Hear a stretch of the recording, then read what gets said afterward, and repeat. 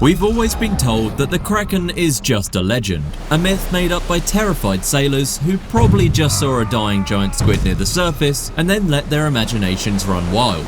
But 200 million years ago, Krakens were actually real, and they had shells? While the true origin of the Kraken isn't fully known, almost everyone agrees that it likely came from some sort of cephalopod sightings. Estimates for the Kraken range massively from 50 meters, which is still gigantic, to entire miles long, which would collapse even the biggest warships today. And while we can safely say that the mile-long tentacle monsters aren't real, giant cephalopods definitely are, or at least were. Massive cephalopods have been around for way longer than giant or colossal squids have even existed, but they looked a bit different than just some giant octopus. If you went back to the Ordovician period, around 450 million years ago, you'd see the first case of cephalopod gigantism ever in the history of our planet. They were these massive creatures, the Orthocones, also known as the first krakens to exist. They were nearly 23 feet long, with some estimates suggesting even longer. And if you saw our video on prehistoric gigantism, you'd know that despite how ridiculous these guys looked, they were actually apex predators?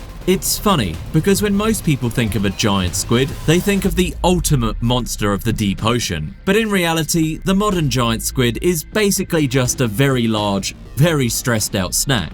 Despite being 40 feet long, giant squids and colossal squids aren't at the top of the food chain. They are the primary food source for sperm whales, and with no giant pointy cone to protect them, they're just a massive piece of calamari. Just because they're technically longer than the orthocones doesn't mean they were actually larger. Most of a giant squid's length is just those trailing tentacles, and the actual weight of one of the largest orthocones, like Chimaeroceras, might have been double the weight of a giant squid. So why are modern day krakens different, and why do they look so different from these giant cone krakens? See, modern giant squids are limited by their own biology. They have to stay in the deep, cold, midnight zone because their blood doesn't carry oxygen well in warm water. They are specialized for a very specific, very quiet life of hide and seek, where the stakes are life and death. They aren't the kings of the ocean, they're more like the high-ranking middle managers of the deep. But 450 million years ago, the orthocones didn't have to worry about sperm whales. They didn't have to worry about sharks. They didn't have to worry about anything except each other. Orthocones participated in large amounts of cephalopodal cannibalism because the only thing more dangerous than a giant Chimaeroceras was an even bigger Chimaeroceras. This made the orthocones into a size war with each other, where the survival of the fittest meant literally survival of the biggest cone. But you're probably wondering how a massive, heavy, rock-hard shell strapped to your back wouldn't expose you to tons of weaknesses. But the answer is it does. But there was just nothing to take advantage of those weaknesses at the time. But wouldn't that also be a massive liability for swimming? You'd think they would just sink to the bottom and get stuck in mud like a lawn dart. The orthocones had one secret weapon, which was physics. Inside that massive cone shell, they had a series of chambers connected by a tube called a siphuncle. By pumping gas and water in and out of these chambers, they could perfectly control their buoyancy. They were basically biological balloons. And if they wanted to go up, they added gas. If they wanted to go down on some unsuspecting trilobite and crush it with their 800-pound weight, they added water. It's the exact same terminology we use in modern submarines today, except nature figured it out 400 million years ago using nothing but slime and calcium. So, if they were apex predators, bigger than great white sharks, and had built-in submarine technology, why aren't they ruling the ocean today? Why is the Kraken now just a squishy, shellless squid? Well, the orthocones had one fatal flaw: turning. Imagine trying to parallel park a bus. Now, imagine that bus is underwater, and you have to steer it using only your face. That was the life of an orthocone. They could move forward fast and backward fast, but turning that massive rigid shell was a nightmare. They were the drag racers of the ocean, and it worked great until it didn't, because evolution created something that took advantage of this weakness: fish. But not just any fish. Jawless fish first existed around 520 million years ago, and the first krakens appeared 480 million years ago. Even though these shelled krakens may have dominated for millions of years, once evolution created fish that could actually bite, including things like early sharks, these awkward creatures stopped standing any chance. And so, the oldest krakens died off. And for millions of years, the ocean didn't really have a kraken. It just had fish, and reptiles, and lots of things eating each other. But in just a wee bit of time later, around 300 million years, the shelled krakens finally returned. But this time they had to be different, or they'd suffer the same fate, since sharks were still running rampant. So instead of a long, straight cone, they coiled the shell up like a massive cinnamon roll. This was Parapozosia, and if we're being technical, this thing has the right to call itself the real kraken. Because while the orthocones were long, and the modern colossal squid is, well, colossal, Parapozosia holds the title for the single largest cephalopod to ever exist in the history of the universe. Parapozosia was an ammonite, and the largest ammonite to ever exist. If you think ammonites are just those cute little fossils you buy at the museum gift shop for $5, think again. This thing was over 8 feet across just in shell diameter. That's a shell taller than Shaq, rolling through the ocean. Again, it wasn't technically longer than most of these squids, but that's just because they had long trailing tentacles. For raw amount of mass, which is the actual amount of cephalopod in the body, Parapozosia wins, by far. While a modern colossal squid, the heaviest invertebrate today, tops out at around 1,000 to maybe 1,300 pounds, estimates for the Parapozosia put it at over 3,000 pounds. By coiling the shell, they became much more compact and maneuverable than the clumsy orthocones. They could spin, turn, and pivot. Basically, they upgraded from a bus to a tank. But unfortunately for them, the ocean had upgraded too. See, Parapozosia lived at the same time as mosasaurs, and mosasaurs are giant marine lizards with a bite force that rivals a T-Rex. Fossils have actually been found of these giant ammonites with massive bite marks punched straight through their shells. Krakens aren't invincible because other things around them just leveled up in size too. In reality, they were likely only mid in the food chain at the time, not some apex predator. But the real question everyone wants to know is, could it take on a modern kraken? Imagine we dropped a colossal squid and a Parapozosia into the same ocean. Assuming they'd survived the completely different changes in environment, let's toy with this idea. Physics is entirely on the side of the Ammonite. It is a 3,000-pound ball of rock.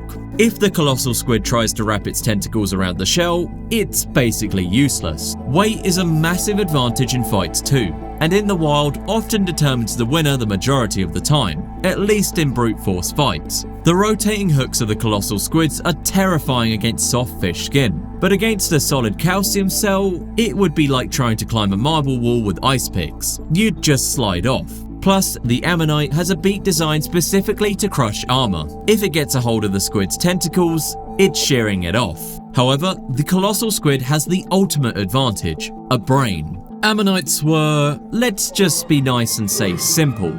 They were closer to a nautilus than an octopus. They weren't solving puzzles, they were just floating and eating. The colossal squid is a real squid. It's smart, it's reactive, and it has high-speed jet propulsion. This squid isn't going to be dumb enough to try and wrestle the shell. It's going to flank. It's going to use its massive eyes to find the blind spot, zip around the back where the Ammonite acts like a drifting bus that can't turn fast enough, and go straight for the squishy face hanging out of the front. If the Ammonite retreats into its shell, it's a stalemate. But what if it tries to fight? The squid likely wins 9 times out of 10 just by being faster, smarter, and not wearing a 3,000-pound backpack. It's possible that the Ammonite would be able to snatch it if it got lucky, or maybe just sat on the colossal squid. That would also do it. Parapozosia weren't deep-sea creatures though, and unfortunately, these squids would never interact. Also, the fact they missed each other by millions of years. But while the giant ammonites were dying out, a sneakier group of cephalopods were trying something completely insane. These were the colloids, the ancestors of modern squids and octopuses, and they're the first to have got rid of their shell. They took that heavy external shell and either shrunk it down or absorbed it inside their body to use as a backbone, which is what the cuttlebone in a cuttlefish is today. By becoming squishy, they became fast. They could use jet propulsion without dragging a 3,000-pound limestone house behind them. But being naked and squishy in an ocean full of teeth is a really bad idea unless you have a backup plan. So they invented chemical warfare, the ink sac. We actually have fossils of a creature called Tusoteuthis from the Jurassic period where the soft tissue was preserved so perfectly that scientists could see the ink sac.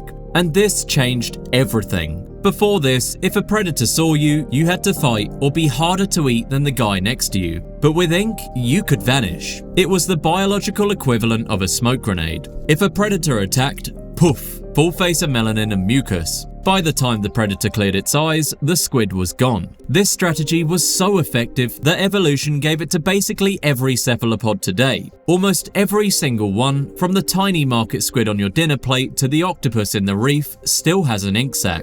It became the factory standard safety feature. But there is one exception today. For squids past the midnight zone, it's like throwing a smoke grenade into a dark closet. It doesn't do anything, and biologically it's a complete waste. And if you're a giant deep-sea squid, you are simply too big to hide as well. When you're the size of a minivan, shooting a puff of ink isn't going to fool the giant sperm whale that wants to eat you. So most deep-sea squids got rid of this feature, which at least means no krakens today will be blasting you with ink. Strangely enough, the shelled krakens still remain the biggest krakens we know of. Due to the nature of shellless krakens, their remains would have just disintegrated many years ago. Being a giant blob of squishy material isn't something that's going to last in the ocean for more than a decade, let alone a millennium, let alone 300,000 millenniums. There were rumors of other shellless kraken, but multiple have been shut down, or at least sized down. This was Tusoteuthis, and if you saw it, you'd probably think, oh, that's just a giant squid. It grew up to 25 feet long, which is still massive, but surprisingly, it wasn't a squid at all. It was actually a vampiromorph. This means it's more closely related to octopuses and today's vampire squid than it is to the giant squid. However, being 25 feet long didn't make it the top dog, or top squid. Because the ocean it lived in was the Hell's Aquarium, filled with monsters like the bulldog fish, Xiphactinus, and the Jinzu shark. But we know Tusoteuthis had a rough time because of one specific fossil that is essentially the prehistoric version of a turducken. Paleontologists found a 5-foot-long predatory fish called Cephalopods that had died with the shell of a Tusoteuthis perfectly preserved inside its ribs. Basically, the fish tried to swallow the kraken whole, tail first, but it realized too late that the squid was a bit too thick to fit. The squid's head and tentacles were likely still hanging out of the fish's mouth, blocking its gills. The fish couldn't swallow it, but it couldn't spit it out either, so they both just died. So Tusoteuthis goes down in history not really as a legendary monster, but as a meal that was just a bit too big. There is one last kraken that I feel obligated to cover since many of you guys have requested in the comments, but I have to warn you guys that this is highly rumoured. This was the Triassic Kraken, and if it were to be true, would be by far the largest cephalopod of all time. This is a legend that started when a paleontologist named Mark McMenamin looked at a graveyard of giant ichthyosaurus in Nevada. These ichthyosaurus, called Chonosaurus, were 50-foot-long whale reptiles. They looked like a dolphin on steroids. It was essentially the sperm whale of its day. They were massive, but in this one specific spot, 9 of them were dead. And they weren't just dead, they were arranged. McMenamin proposed that a gargantuan, 100-foot-long octopus was catching these 50-foot reptiles, drowning them, and then dragging them to its lair to arrange their vertebrae into a specific pattern. And the pattern? Well, octopuses are known for making middens, piles of shells and debris outside their den. It's basically their trash pile. But McMenamin claimed this wasn't just trash. He claimed the octopus was arranging the bones to look like its own tentacle suckers, like a weird self-portrait made of bones. Octopuses are known for being highly intelligent creatures, with only a few things like orcas or gorillas near them, and only humans exceeding. But is it real? Probably not. The main argument against it is boring, but likely true. Currents. When a long backbone decays, it naturally falls apart and settles in lines that look arranged, just by how the water flows over it. Also, critics pointed out a hilarious flaw.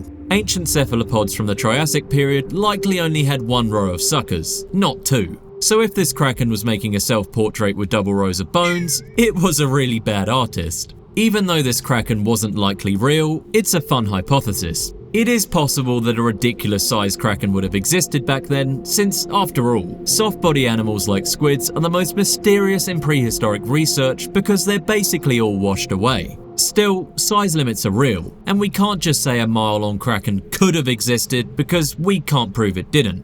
Or maybe we can. But why isn't there a modern version of these shallow water monsters? Why is there only deep-sea krakens, and none that would ever actually be able to reach a boat on the surface? Well, because the modern ocean is the single worst place for a kraken to exist. The top of the food chain is no longer ran by brute force. it's run by intelligence. A giant, mile-long squid would have to deal with sperm whales, which are literally living anti-squid torpedoes. They can dive deeper than almost any other mammal, and they can hunt with echolocation. And even if you're not in the deep, well, then you're completely cooked and you're basically asking for the whale to eat you. And if the sperm whales don't get you, the orcas will. The giant kraken would be the easiest meal they've ever had, provided it wasn't genuinely a mile long. And then there's the final boss, us. The modern ocean is a noisy, crowded, industrial highway. A creature that large couldn't exist without running into our fishing nets, getting hit by cargo ships, or being deafened by military sonar. It would have nowhere to hide. We already have all these tales of sailors wanting to hunt them down with harpoons. There's zero chance humans today would let any sort of kraken monster actually attack our ships. But you have to admit, the fact that evolution invented at least some form of the kraken at least 3 separate times proves one thing. The ocean really wants monsters to exist, and it often comes in the form of a cephalopod. But for whatever's down currently in the ocean, hopefully it's not making art out of whale bones yet. Thank you for watching, and I hope you enjoyed the video. If you want to see a video about actual prehistoric apex predators that would destroy any modern day animal in a fight, check it out here.